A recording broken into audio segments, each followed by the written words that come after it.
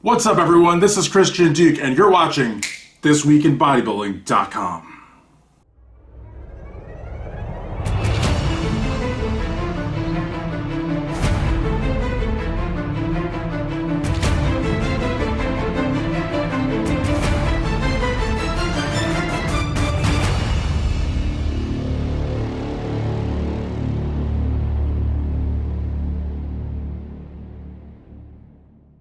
All right, guys, we're back for another edition of TWIB, brought to you courtesy of TitanMedicalCenter.com, your go-to source for all your hormone therapies, anti-aging, medical weight loss, and so much more. So on this edition of This Week in Bodybuilding, I want to talk about Sergio Oliva Jr. getting burned. I actually just wrote an article for Iron Magazine, and I kind of want to expound on it a little bit more because I feel that trust in the fitness industry is just one of those things that is better left untested. Sergio made a video in which, he put some things out there, talking about, Fouad Abiad and Nick Walker and possibly some other folks. And, I was not aware that he was no longer doing Chicago. I was watching an Instagram live. Somebody else had, pointed to the program that Fouad runs and saying, Sergio's out. I was like, Sergio's out? What do you mean Sergio's out? Because, we've been hearing all the commentaries from him saying, a lot of lineups are weak and saying people better come ready. And so everybody's expecting to see Sergio in Chicago. And so whenever you hear, that a competitor is pulling out of a competition and it's not from the competitor, it's not from the competitor, it's not from the competitor's coach, it's not even from the competitor's sponsors, it's just from some random news outlet or, Fouad made a point on Instagram or wherever he was posting that he is not actually a news outlet. But look, if you have, a panel of guys talking about bodybuilding for 2 hours and they're talking about news and they're talking about shows and they're talking about, it may not be a news outlet to you, but, I've always been of the thought that if it looks like a duck and it quacks like a duck and it walks like a duck, hey, it can say it's a goose. My man, it's a duck. So while you may not have a news outlet per se, your show is essentially that. Anyways, let's not get into semantics. When you hear a group of guys talking bodybuilding or a group of guys as a news outlet, when you hear news from a competitor and the competitor's not there, the coach isn't there, the sponsor isn't there, you almost have to ask, well, how did you get wind of this? And so, look, Sergio's no spring chicken. He's been around the industry. He knows how it works. And, this video isn't so much to throw shade at anybody or to pass judgments on anyone, because far be it for me to do any of that. That's not what This Week in Bodybuilding is all about.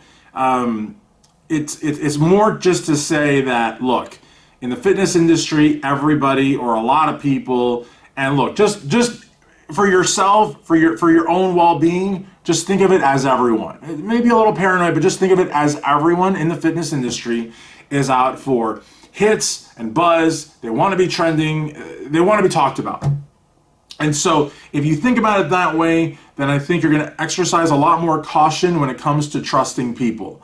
Because Sergio said he told the thing about Chicago to 5 people. That's, if you told it to one person and then it got out, then you know that you were burned because you only told one person. But you tell 5 people, and amongst those 5 are pro bodybuilders, look, I just think it was a blunder on Sergio's side. Now, I found out about this because yet another outlet, now this outlet, Desktop Bodybuilding, actually is an outlet. He recognizes an outlet. He aspires to be an outlet.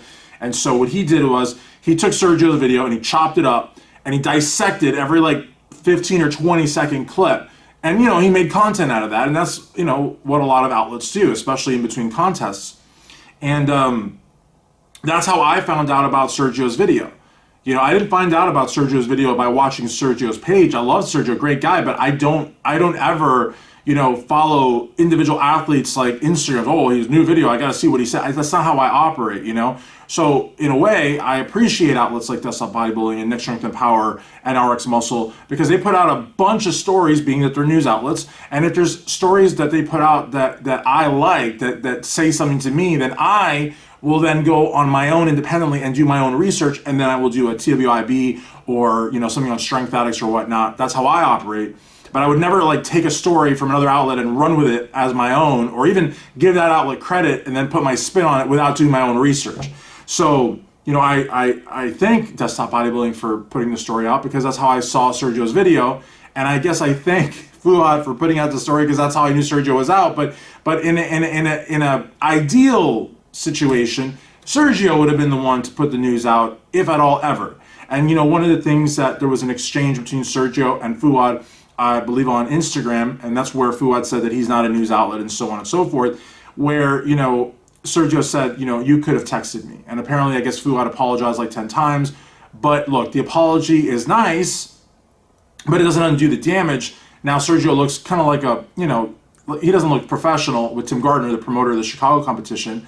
And once you sign a contract, Tim could enforce a contract. Now, obviously, Sergio has family problems, and he probably won't do that. The federation could fine him. That probably isn't going to happen. But again, it's not a good look for a pro with sponsors and with a name like his, because he's a legacy. Remember, legacies have it harder, in my opinion, because it's not so much that they're building their own persona, but then they have to come out of the persona, like in his case, his father's. He's in his father's shadow, much like Hunter is in Lee's shadow, and so on and so forth. So, it just makes him look not so good.